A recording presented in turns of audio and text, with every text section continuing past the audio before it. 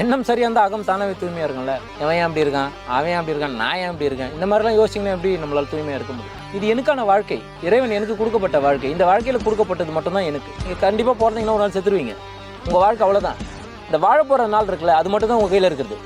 நீங்கள் நினச்சாலும் நினைக்கலனாலும் இது கடந்து போயிடும். அப்போது இந்த இடத்துல நான் வாழணும் அப்படின்னா எனக்கு கொடுக்கப்பட்டதை என் கூட இருக்கிற மனிதரை நான் நேசிக்கணும், அவங்க கூட நான் சந்தோஷமாக இருக்கணும், என்ன நான் சந்தோஷமாக வச்சுக்கணும், இது மட்டும்தான் எனக்கு தேவை. இந்த எண்ணம் உங்களுக்குள்ளே வந்துருச்சுன்னா உங்கள் அகல் தானாகவே தூய்மையாக இருக்கும்.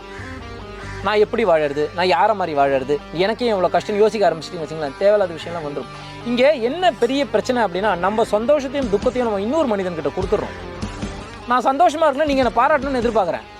நீங்கள் ஒரு வார்த்தை தப்பாக பேசிட்டீங்கன்னா என்னால் தாங்கிக்க முடியல. அது கணவன் மனைவியாக இருந்தாலும் சரி, தாய் தந்தையாக இருந்தாலும் சரி, தாய் மகனாக இருந்தாலும் சரி, எந்த உறவாக இருந்தாலும் சரி, என் சந்தோஷத்தை நான் உங்ககிட்ட தேடுறேன். நீங்கள் தான் எனக்கு கம்ஃபர்டபுளாக வச்சுக்க முடியும். நீங்கள் சிரிச்சிங்கன்னா நான் சந்தோஷமாக இருப்பேன், நீங்கள் முறைச்சிங்கன்னா நான் அழுதுருவேன். நான் இது வாழ்க்கை இல்லை.